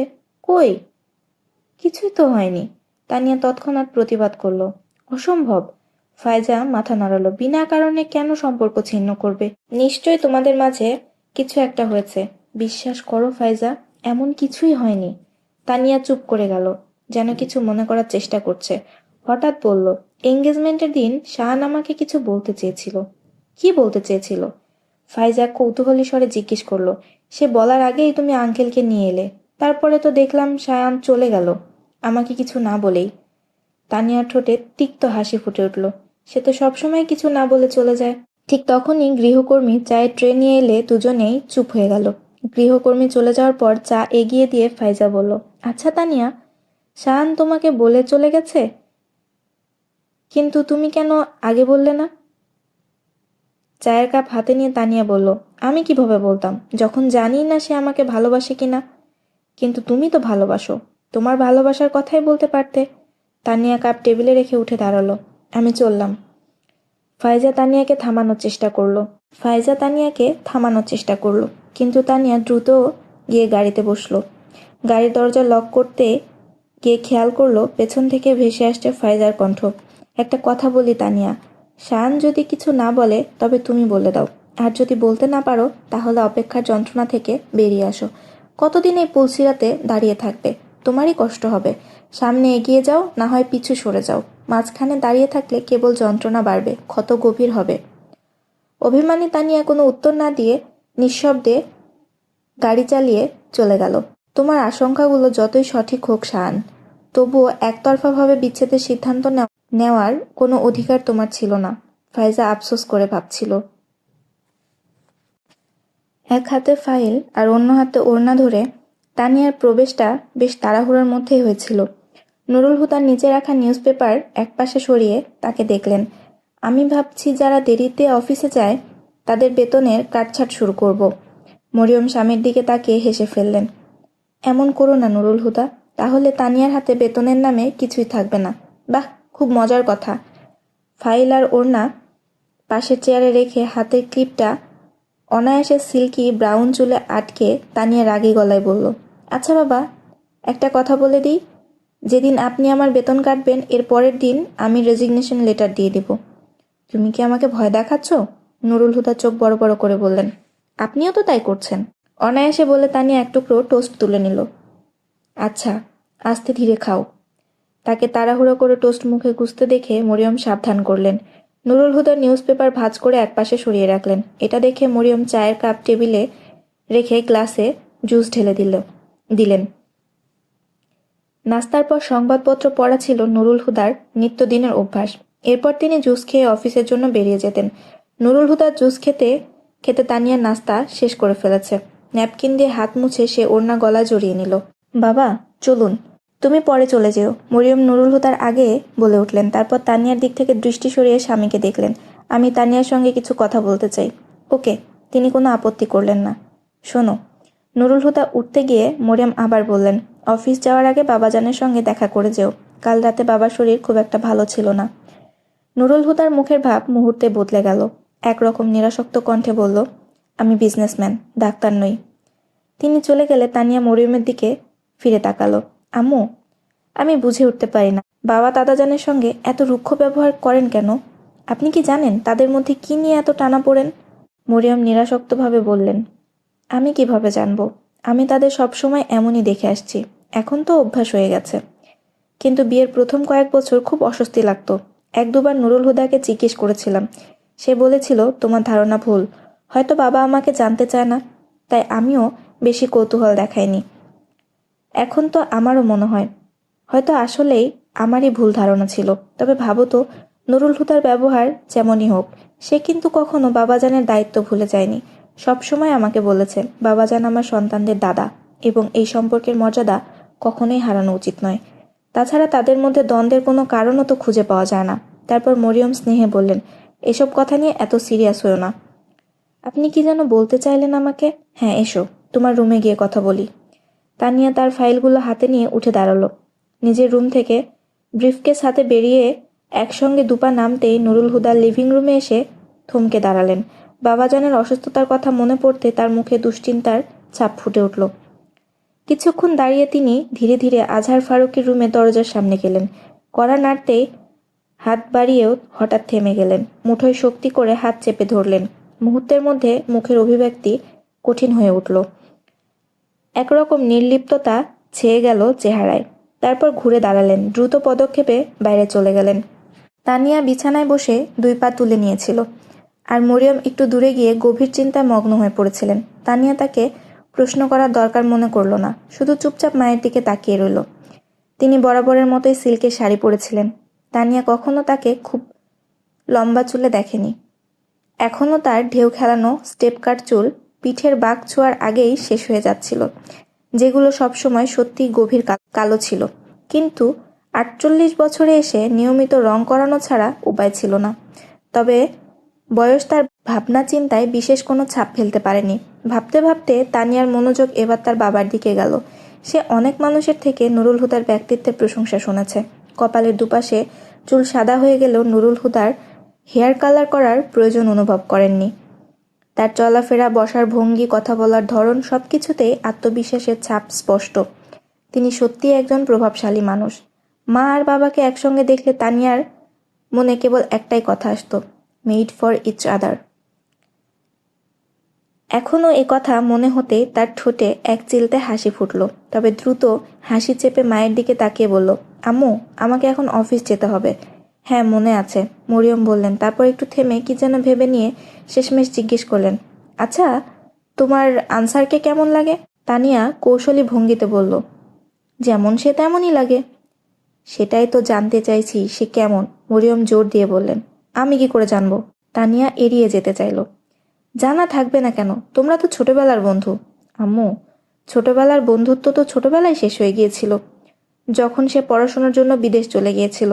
এখন সে আর আমার বন্ধু নয়, শুধু ফারুকি গ্রুপ অফ ইন্ডাস্ট্রিজের একজন ভেন্ডর। আর যদি সে আমার জন্য কিছু হয়ও, তাহলে শুধু তৈমুর আঙ্কেলের ছেলে, এর বেশি কিছু নয়। এবার তানিয়ার কণ্ঠে কোনো দ্বিধার ছাপ ছিল না। মরিয়ম গভীর শ্বাস নিয়ে শেষমেশ বলেই ফেলল, আনসার কি তোমাকে প্রপোজ করেছে? তানিয়া অবাক হয়ে গেল। আমার সঙ্গে আরুষা কথা বলেছে, কিন্তু এটা তো বোঝাই যায় সে নিশ্চয়ই তার ছেলের মতামত নিয়েই বলেছে। তানিয়া চুপচাপ বসে রইল। তারা আনুষ্ঠানিকভাবে প্রস্তাব নিয়ে আসার অনুমতি চাচ্ছে। তোমার বাবা প্রস্তাবটা পছন্দ করেছে, আর দাদা জানো সম্মতি দিয়েছে। তবুও শেষ সিদ্ধান্তটা তোমারই হবে। ভালো করে ভেবে তারপর উত্তর দিও।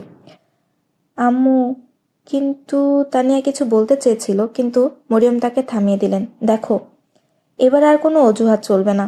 যখন তুমি পড়াশোনা করছিলে তখন পর্যন্ত ঠিক ছিল, কিন্তু এখন তো 1 বছর কেটে গেছে।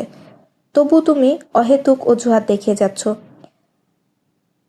আমারই তো বুঝে আসে না আসলে তুমি কবে বিয়ের ব্যাপারে সিরিয়াস হবে। আম্মু, প্লিজ, এই প্রসঙ্গ এখন না তুললেই ভালো হয়। তানিয়া কঠোর ভঙ্গিতে বলতে চাইলেও মরিয়ম যেন কথাটা উপেক্ষা করলেন। তোমার কি ধারণা আছে তোমার বয়স কত হয়েছে? প্রশ্নটা আসলে জবাব পাওয়ার জন্য ছিল না, শুধু বোঝানোর জন্যই করেছিলেন তিনি। 24 বছর, নিজেই বললেন। আর যখন আমি 24-এ পা দিয়েছিলাম তখন তুমি আমার কোলে ছিলে। তানিয়ার মুখে বিবর্ণ ভাব দেখে তিনি একটু থেমে গেলেন। তারপর নরম স্বরে বললেন, আমি আগেও বলেছি, এখন আবার বলছি, যদি তোমার নিজের কোনো পছন্দ থাকে তাহলে সরাসরি বলে দাও। আমার কিংবা অন্য কারো কোনো আপত্তি থাকবে না। তানিয়া চোখের পলক ফেলল, আর এক মুহূর্তের জন্যই সায়ানের মুখ তার মনে জেগে উঠল। সে দ্রুত চোখ বন্ধ করল, যেন সেই ভাবনাকে মুছে ফেলতে চায়। তারপর চোখ খুলে মরিয়মের দিকে তাকালো। আর যদি তোমার নিজের কোনো পছন্দ না থাকে, তাহলে আমি বলবো আনসারের চেয়ে ভালো ছেলে তোমার জন্য আর কেউ হতে পারে না। মরিয়ম এক মুহূর্ত থেমে তার চুলে স্নেহভরে হাত বুলিয়ে দিলেন। তানিয়া, এই মুহূর্তে এই সময়টা খুব সুন্দর, এটাকে নষ্ট করো না। কিছুক্ষণ চুপ থাকার পর তানিয়া বলল, আমি যেতে পারি? হ্যাঁ যাও। মরিয়ম তাকে অনুমতি দিলেন। তানিয়া তার পাশ থেকে উঠে দাদাজানের রুমে এলো। তিনি তখন বিছানায় আধশোয়া অবস্থায় ছিলেন, আর এই সময় তানিয়াকে দেখে কিছুটা অবাক হলেন। তুমি এখনো যাওনি? যাচ্ছি, এখনই। তারপর বিছানার পাশে বসে আজহার ফারুকের হাত ধরে জিজ্ঞেস করল, আপনার এখন কেমন লাগছে? তোমাকে দেখে ভালো লাগছে। তানিয়া ইচ্ছে করে হাসল। আজহার ফারুক একটু দ্বিধাগ্রস্ত হয়ে জিজ্ঞেস করলেন, নুরুল হুদা কি এখনো বাড়িতেই আছে? না, বাবা অফিসে চলে গেছেন। তারপর দাদাজানের হাতে চুমু দিয়ে বলল, আই লাভ ইউ দাদাজান। সে জানত এই কয়েকটি শব্দ তার কষ্ট কমাতে পারবে না। তবু যখন তিনি মৃদু হাসলেন তার মনে একটু স্বস্তি এলো। তারপর বিদায় নিয়ে সে বাইরে চলে এলো। ঠিক তখনই গাড়ি রিভার্স করার সময় মিররে দেখলো ডাক্তার সিরাজ বাড়িতে আসছে। গাড়ির জানালা খুলে তানিয়া বলল, ডাক্তার সাহেব, আপনি এই সময়? তবে সময় মতোই এসেছেন। আজ দাদাজানের শরীর তেমন ভালো না। ডাক্তার সিরাজ কাছে এসে হেসে বললেন, প্রতি মঙ্গলবার আমি কর্নেল সাহেবের চেক আপের জন্যই আসি। আজও আমি মূলত সন্ধ্যা আসার পরিকল্পনা করেছিলাম, কিন্তু নুরুল হুদা সাহেবের ফোন পেয়েই সকালেই চলে এলাম। তিনি বললেন, কর্নেল সাহেব অসুস্থ। আপনাকে বাবা ফোন করেছেন? তানিয়া বিস্মিত স্বরে বলল, হ্যাঁ। ভালো। এই কথা দাদাজানকে অবশ্যই জানাবেন। আচ্ছা, জানিয়ে দিব। ডাক্তার সিরাজ একটু বিস্মিতভাবে বললেন। তানিয়া তাকে চমকে দিয়ে দ্রুত গাড়ি বের করে চলে গেল। দিনগুলো সপ্তাহে আর সপ্তাহগুলো মাসে কতই না দ্রুত বদলে যাচ্ছে। ঠিক এভাবে ক্যালেন্ডারে পাতায় চোখ রাখতে রাখতেই তানিয়ার হঠাৎ মনে পড়ল, সায়ানের সাক্কারে চলে যাওয়ার আজ 2 মাস হয়ে গেল। সে বরাবরই চাইছিল অন্তত একবার হলেও যেন সায়ান তাকে কল করে, কিন্তু তানিয়া নিজেকে শক্ত করে থামিয়ে রেখেছিল। সে দুর্বল কিংবা সহজলভ্য হতে চায়নি। এমন সময় ইন্টারকমের বিপ শব্দটা তানিয়াকে আবার টেনে আনলো বাস্তবতায়। হ্যালো। ইন্টারকমের বাটন চেপে তানিয়া বলল, ম্যাডাম, মিস ফাইজা আপনার সঙ্গে দেখা করতে চায়। হ্যাঁ, ভেতরে আসতে বলো, আর চা নিয়ে এসো। ফাইজার নাম শুনে সে সোজা হয়ে বসলো। তানিয়া অবাক হয়ে ভাবছিল, ফাইজা হঠাৎ অফিসে কেন এসেছে। কয়েক মুহূর্ত পর ফাইজার এক ঝটকায় অফিসের দরজা খুলে ভিতরে ঢুকলো এবং সঙ্গে সঙ্গে বলল, সায়ানের বাবা হার্ট অ্যাটাক করেছে। তানিয়া কিছুক্ষণ বোবা হয়ে রইল। তারপর নিজেকে সামলে নিয়ে বলল, তিনি এখন কেমন আছেন? বেঁচে গেছেন, এটা কম বড় কথা নয়। ফাইজার মুখেও উদ্বেগ স্পষ্ট ছিল। এটাই অনেক বড় কথা। তানিয়া তাকে সান্ত্বনা দিতে চাইল। তারপর জানতে চাইল এখন তার অবস্থা কেমন। আজ সকালে তাকে কেবিনে ট্রান্সফার করা হয়েছে। আগের রাত থেকে আইসিইউতে ছিলেন। তানিয়া লক্ষ্য করলো ফাইজা এখনো দাঁড়িয়ে আছে। আচ্ছা, বসে তো যাও। না, ফাইজা মাথা নেড়ে বলল, আমি হসপিটালে যাচ্ছিলাম। তোমার অফিস পথে পড়লো, তাই ভাবলাম তোমাকে জানিয়ে যাই। আমিও তোমার সঙ্গে যাব। তানিয়া তাড়াতাড়ি ইন্টারকমে তারেক সাহেবকে ডেকে নিজের সামনে খুলে থাকা ফাইলগুলো গুছিয়ে নিতে লাগলো। Yes madam. কিছুক্ষণের মধ্যেই রুমে একজন মধ্যবয়সী ভদ্রলোক চলে এলেন। তারেক সাহেব, এই ফাইলটি আমি দেখে নিয়েছি। বাবা যখনই ফ্যাক্টরি থেকে আসবেন তখনই স্বাক্ষর করিয়ে নেবেন। আর এই কোটেশনটি আজই সুপ্রিম কোর্ট কর্পোরেশনে পাঠিয়ে দিতে হবে। যদি বাবা আমার কথা জিজ্ঞেস করেন তাহলে বলবেন জরুরি কাজে গিয়েছি, 1-1.5 ঘন্টার মধ্যে ফিরে আসবো। দ্রুত কথা বলতে বলতে সে 2টি ফাইল তার হাতে তুলে দিলেন। তারপর ব্যাগের স্ট্রেপ কাঁধে ঝুলিয়ে মোবাইল এবং চাবি হাতে নিয়ে ফাইজাকে তার পিছু আসার ইঙ্গিত করে অফিস থেকে বেরিয়ে গেলেন। কোন হসপিটালে আছেন? আগা খান। রাস্তার দিকে চোখ রেখে তানিয়া জিজ্ঞেস করলো। ফাইজা উত্তর দিল, কিন্তু কিছু মনে পড়তে তানিয়া আবার জানতে চাইল, সায়ান জানে? আঙ্কেলের শনিবার রাতে হার্ট অ্যাটাক হয়েছিল। সায়ান তো প্রতি সাপ্তাহিক ছুটিতে করাচি আসে। সেদিন হাসপাতালে সে নিয়ে গিয়েছিল। তানিয়া বিস্ময়ে ফাইজার দিকে তাকালো। সায়ান প্রতি উইকেন্ডে করাচি আসে? হ্যাঁ। ফাইজা বিশেষ গুরুত্ব না দিয়েই বলল, বেচারা খুব চিন্তিত। আমার তো ভয় হচ্ছে সে নিজে অসুস্থ হয়ে পড়বে না তো। আঙ্কেলকে ভীষণ ভালোবাসে। পরশু রাত থেকে হাসপাতালেই আছে। এক মুহূর্তের জন্য চোখ বন্ধ করেনি। খাওয়া দাওয়ারও কোনো হুঁশ নেই। তানিয়া সায়ানের এই অবস্থা কি শুনবে। সে নিজে এখনো নিজের বিস্ময়তা কাটিয়ে উঠতে পারেনি। কিছুক্ষণ নীরব থেকে আবার জিজ্ঞাসা করল, ফাইজা, ফাইজা, সায়ান কি সত্যি প্রতি উইকেন্ডে করাচি আসে? হ্যাঁ বাবা, প্রতি উইকেন্ডে। ফাইজা তার বারবারের প্রশ্নে বিব্রত হয়ে বলল, যদি বিশেষ কোনো কাজ না থাকে তাহলে সে রুটিন বদলায় না।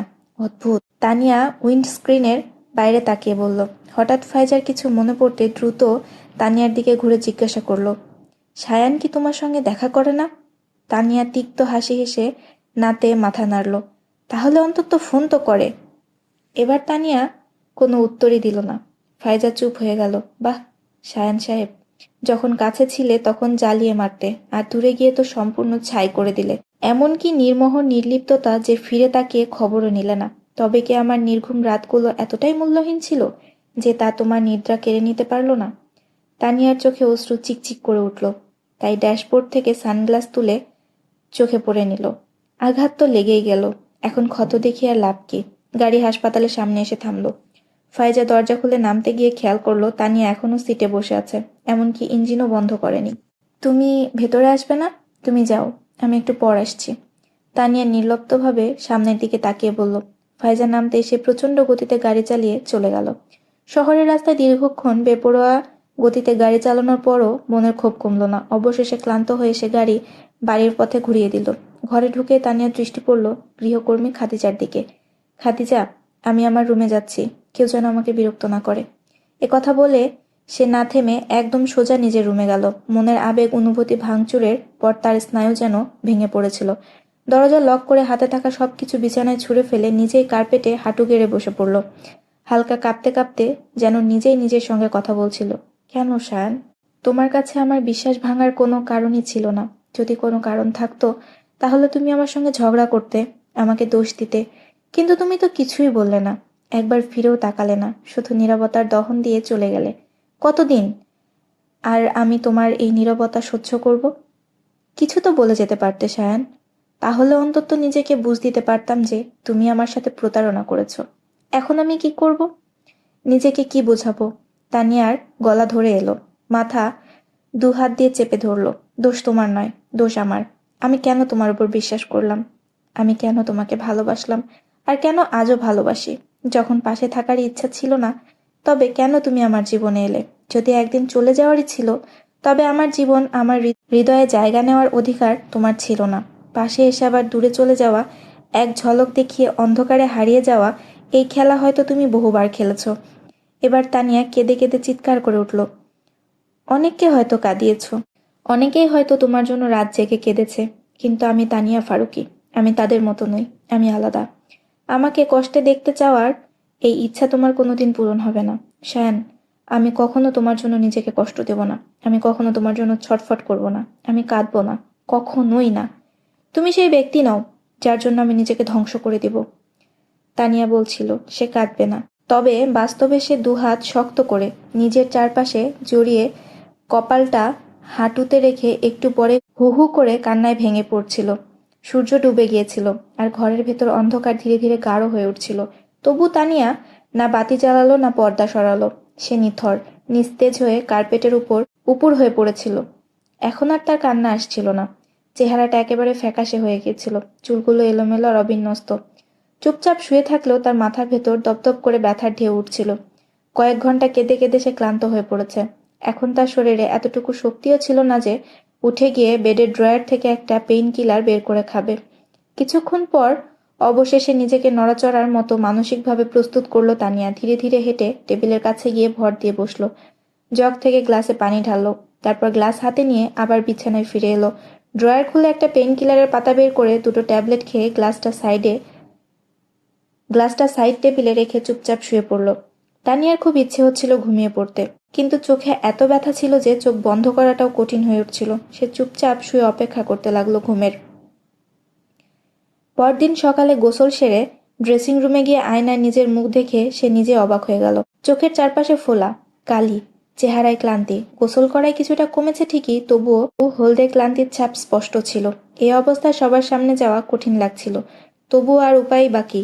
ভেজা চুল ড্রায়ার দিয়ে শুকিয়ে সে ডাইনিং রুমে চলে এলো। উমাইর আর উজাইর ইতোমধ্যে কলেজে চলে গিয়েছে, আর দাদা যেন তাদের সঙ্গে নাস্তা সেরে এই সময় স্টাডিতে চলে যেতেন। মরিয়ম নুরুল হুদার সাথে নাস্তা করত, আর যখন থেকে তানিয়া অফিস যাওয়া শুরু করেছে সেও তাদের সঙ্গে ডাইনিং টেবিলে উপস্থিত থাকত। তানিয়াকে দেখে নুরুল হুদা কিছুটা চমকে গেল। তিনি একবার মরিয়মের দিকে তাকালেন। তার মুখের অভিব্যক্তিও খুব একটা আলাদা ছিল না। বাহাদুর, আমার জন্য এক কাপ চা নিয়ে এসো। ব্রেডে বাটার লাগাতে লাগাতে তানিয়া একটু বেশ উঁচু গলায় বলল, যেন স্বাভাবিক ভাব ধরে রাখতে পারে। তোমার কি হয়েছে?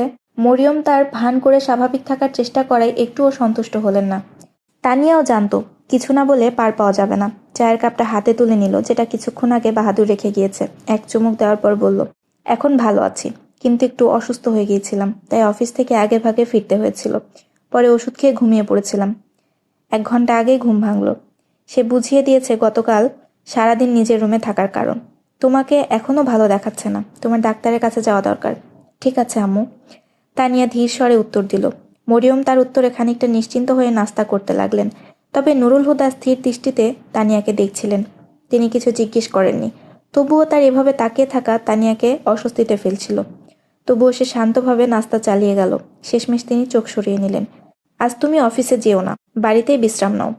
আমিও তাই ভাবছিলাম, তানিয়া কাপের ভেতর তাকিয়ে বলল।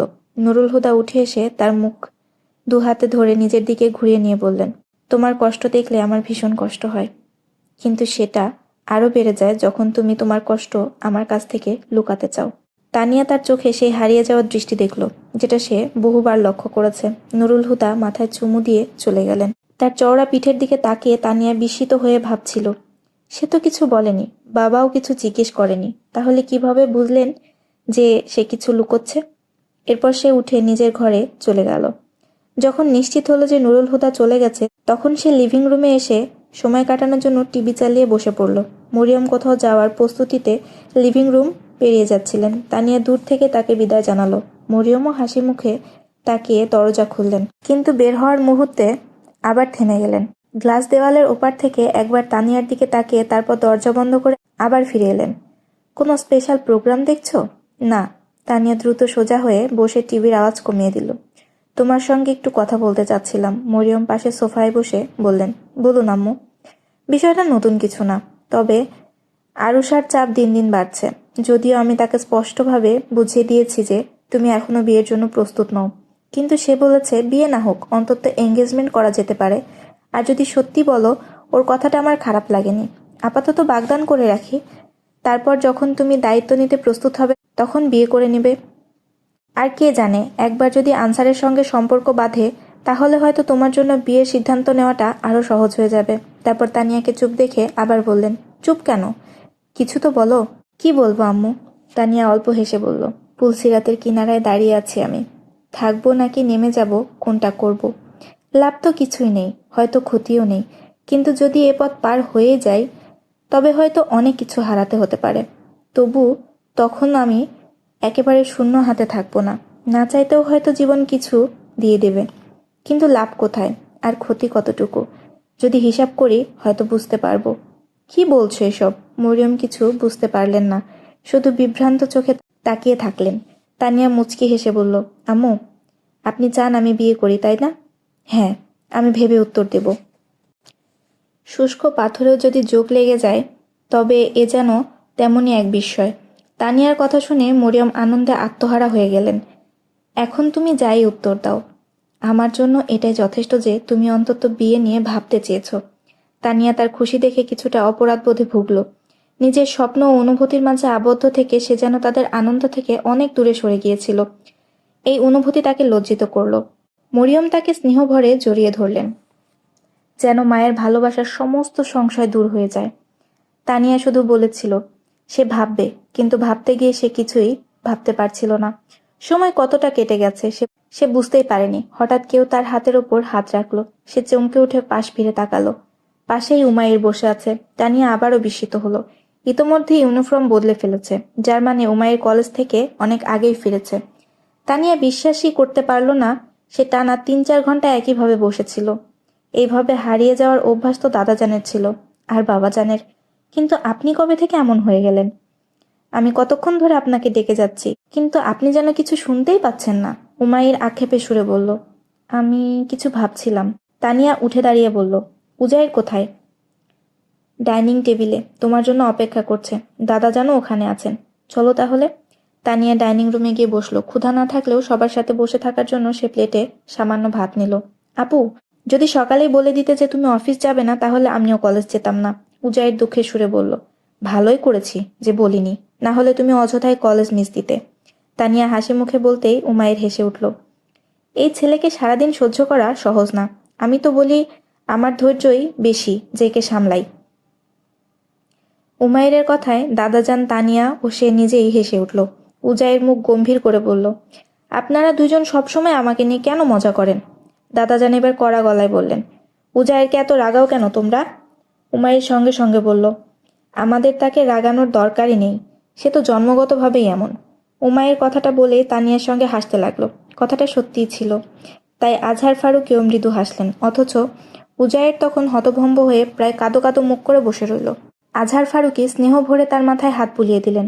কেঁদো না দাদু ভাই, এই পচা ছেলের কথায় অযথা কান দিও না, চলো খেয়ে নাও। এই বলে তিনি নিজের হাতে উজাইরের মুখে খাবার তুলে দিলেন।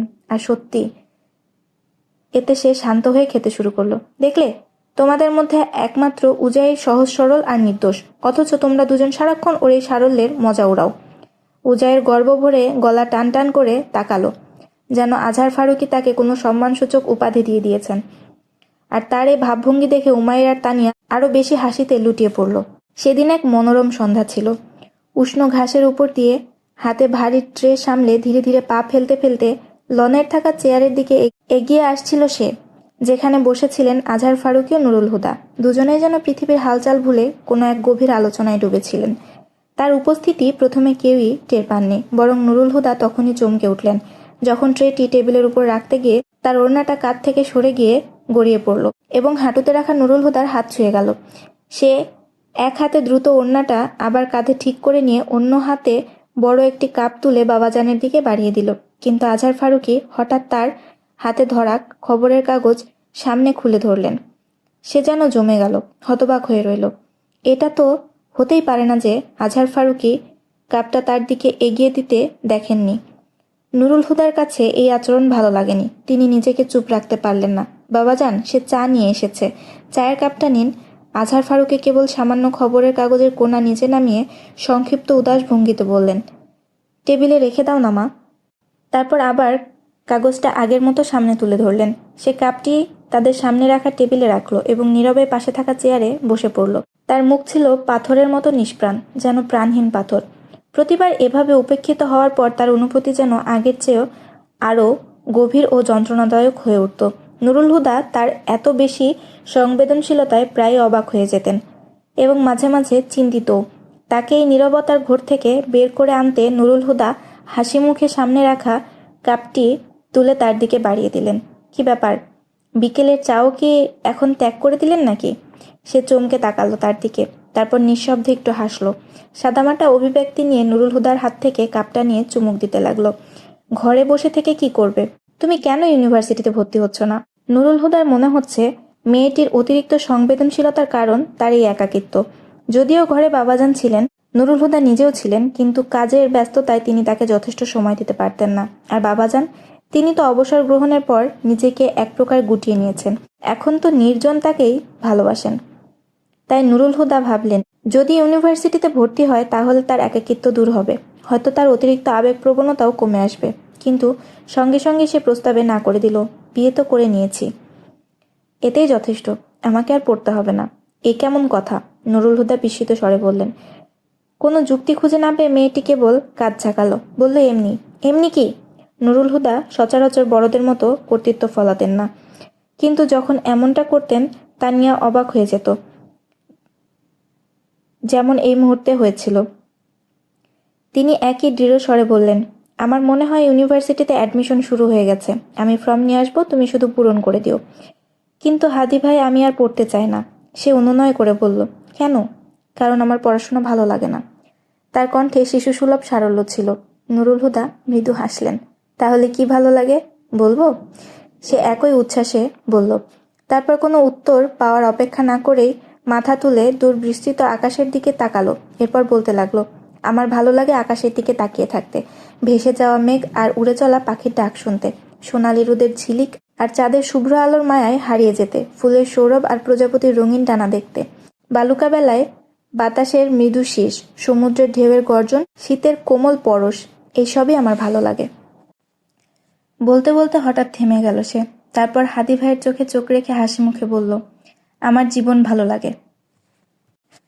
নুরুল হুদা হেসে ফেললেন, কিন্তু মুহূর্তের মধ্যে সে নিস্তব্ধ হয়ে গেল, যেন কোনো চিন্তায় ডুবে গেছে। তারপর আস্তে করে চায়ের কাপ নামিয়ে টেবিলে রেখে উঠে গিয়ে বাবাজানের পাশে সবুজ ঘাসের উপর বসে পড়ল। বাবাজান তখনও গম্ভীর মুখে পত্রিকার পাতায় ডুবেছিলেন, যেন পৃথিবীর কোনো কিছুই তার মনোযোগ কেড়ে নিতে পারবে না। আজহার ফারুকের মনোযোগ পাওয়ার জন্য সে তার হাঁটুর উপর হাত রাখল। আজহার ফারুকী অবাক হয়ে পত্রিকা নামিয়ে তার দিকে তাকালেন। বাবাজান, আর্টস কাউন্সিলে নতুন শিল্পীদের চিত্র প্রদর্শনী হচ্ছে। আমি নাম দিয়েছিলাম এবং জানেন আমার সিলেকশনও হয়ে গেছে। 17 ডিসেম্বর থেকে 3 দিনের প্রদর্শনী চলবে। আপনি আসবেন তো? উত্তেজনায় বলা কথাগুলো শেষমেশ মিনতি সুরে রূপ নিল। তুমি জানোই তো, ভিড়ভাট্টার জায়গায় যাওয়া আমার পছন্দ নয়। তিনি সরাসরি না করেননি, তাই সাহস করে সে বলল, কিন্তু একটু সময়ের জন্য তো যাওয়া যায় বাবাজান। এটা আমার প্রথম এক্সিবিশন। এই সুযোগে আপনি আমার আঁকা ছবিগুলোও দেখবেন। জানেন, এবার আমি স্টিল লাইফ অ্যান্ড ল্যান্ডস্কেপ ছাড়াও সিস্কেপ এঁকেছি। ক্যালিগ্রাফিও এই প্রথম করেছি। গত কয়েক মাসে আমি এতগুলো নতুন ক্যানভাস শেষ করেছি, কিন্তু আপনি এখনো একটাও দেখেননি। আজহার ফারুকী এক মুহূর্ত চুপ করে রইলেন, তারপর শান্ত গলায় বললেন, যদি দেখানোই উদ্দেশ্য হয় তবে আজই তোমার রুমে এক সেশন বসিয়ে নেই, কিন্তু এক্সিবিশনে আমি যেতে পারবো না। আর্মি লাইফের সময়ও জমায়েত পছন্দ করতাম না, আর এখন তো অবসর জীবনে পুরোপুরি গৃহস্থ হয়ে গেছি। যাই হোক, অল দ্য বেস্ট। কি হতো যদি বাবাজান অন্তত তার মন রাখতে কিছুক্ষণের জন্য যাওয়ার আশ্বাস দিতেন? নুরুল হুদা দুঃখ ভরে তার দিকে তাকালেন। মেয়েটি চোখ নামিয়ে রেখেছিল, তবু তার কাঁপতে থাকা পাপড়ির উপর জমে থাকা অশ্রুজল স্পষ্ট দেখা যাচ্ছিল। নুরুল হুদা অস্থির হয়ে উঠলেন। তিনি উঠে এসে তার পাশে রাখা চেয়ারে বসে হাতে হাত রাখলেন এবং কিছু বলতেই যাচ্ছিলেন, কিন্তু মেয়েটি আস্তে করে তার হাত সরিয়ে নিয়ে ভেতরের দিকে মুখ ঘুরিয়ে চলে গেল।